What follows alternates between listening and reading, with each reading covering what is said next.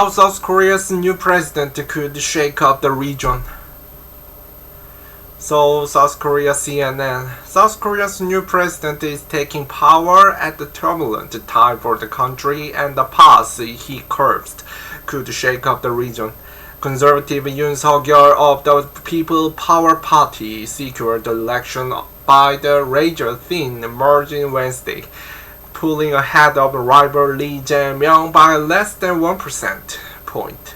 Yoon is a newcomer to politics, having spent the last 27 years of his career as the prosecutor, but he will face an array of challenges when he replaced the liberal incumbent President Moon Jae-in in the Blue House on May 10th. Threats from North Korea are high on the agenda, as well as rising tensions between South Korea's partners, the US and China. Yoon will have his hands full with domestic issues as well, with the growing gender war and the surging COVID-19 cases. Here's what a Yoon presidency could mean for South Korea. Hardline on North Korea. Much of Yoon's campaign focused on his tough stance on North Korea, a departure from Moon's current approach, which has consistently promoted dialogue and peaceful reconciliation. Inter-Korean relations have been a key electoral issue, with tensions running high amid a recent surge in North Korean missile testing. The country has launched 9 missile tests in 2022 alone, including a new type of hypersonic missile able to maneuver at high speed, promoting condemnation from the South. Talks between the two Koreas have stalled since the planned US-North Korea summit fell apart in 2019, said Chung Sung-chang, director of the Center of North Korean Studies at the Sejong Institute, ahead of the election. It's unlikely to expect any progress in denuclearization negotiations unless a next government comes up with a sophisticated denuclearization solution that is acceptable to both the US and North Korea, he added. Yoon's main rival in the election, Lee from the Democratic Party, had supported the kind of reciprocal, trust-based engagement sought by Moon. Yoon, by contrast, has promised to build up South Korea's military, even hinting that he would launch a preemptive strike if he saw signs of an offensive launch against Seoul.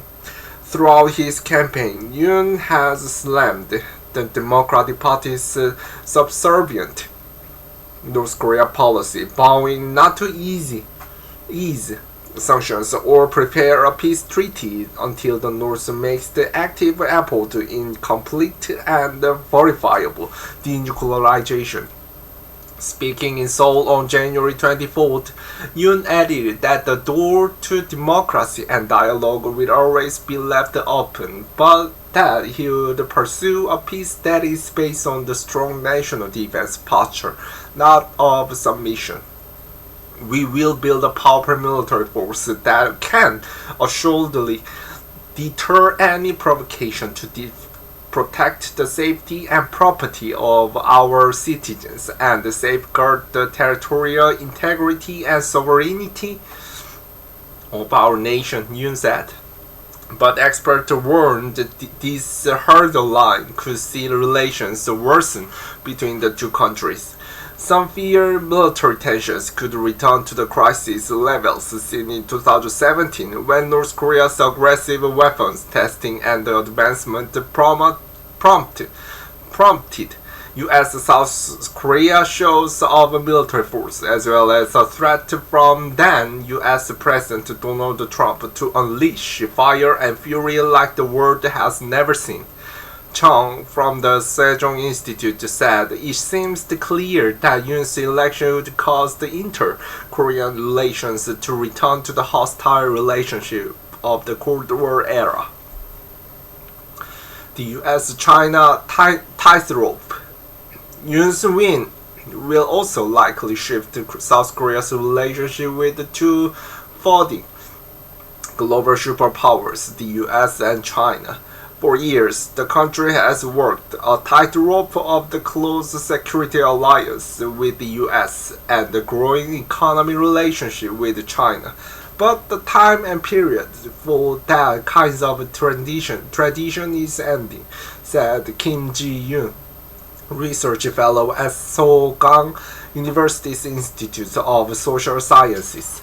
While Lee suggested he would try to balance both partners, Yoon has made clear which he will prioritize.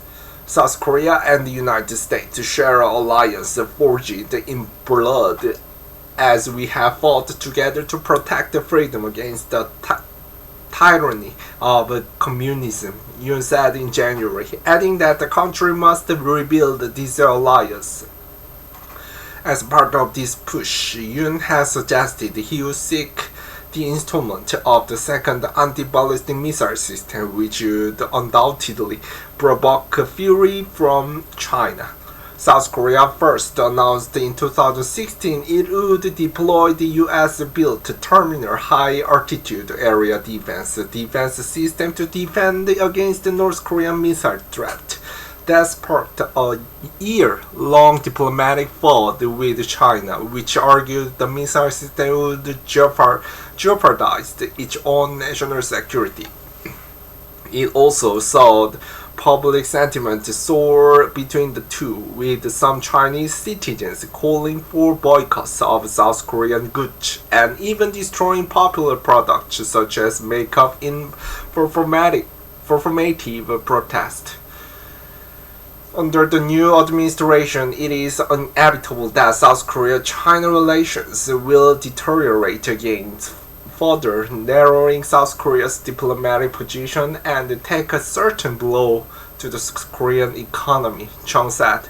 Yoon has also pointed to the technological advantages of the closer alliance with the US, arguing it could help South Korea maintain its edge against competitive nations, including China.